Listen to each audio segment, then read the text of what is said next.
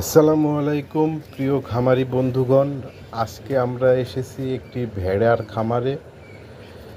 এটি একটি প্রবাসী ভাইয়ের খামার। এই খামারে বেশ কিছু প্রায় 50 থেকে 80টি ভেড়া রয়েছে। এই ভেড়ার পাশাপাশি তার এখানে একটি ফলের বাগান, অর্থাৎ মালটার বাগান, এবং চাষ করে আপনার কবুতর পালনের আরেকটি খামার রয়েছে।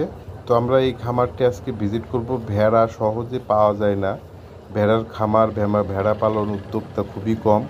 তো আমরা এই খামারে, যেহেতু খামারের মালিক প্রবাসী, তাই আমরা কথা বলবো এখানকার যে দেখাশোনা করে তার সাথে। আসুন তার সাথে একটু কথা বলি, এই খামারটি সম্পর্কে বিস্তারিত জানি। আসুন কথা বলি।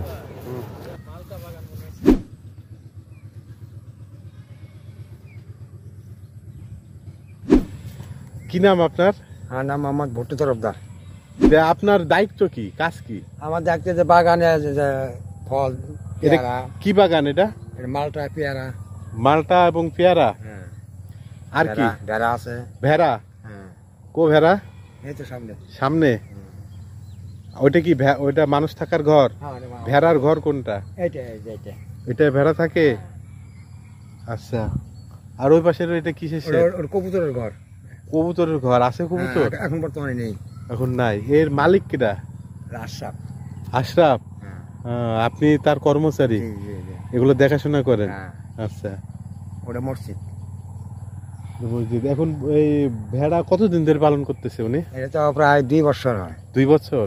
আচ্ছা, ঠিক আছে, খুবই ভালো। ভেড়া, সুন্দর একটা ভেড়ার খামার দেখি ভালো লাগলো, এই জন্য ভিডিও। সুন্দর এই খামারটি কুষ্টিয়া জেলার দৌলতপুর থানার অন্তর্গত তালবাড়িয়া বিলের পাশে খুব মনোমুগ্ধকর পরিবেশে অবস্থিত। আশা করি এই খামারটি ভবিষ্যতে আরও উন্নত হবে এবং সমৃদ্ধ হবে এবং বাংলাদেশের অর্থনীতিতে গুরুত্বপূর্ণ ভূমিকা পালন করবে। ধন্যবাদ।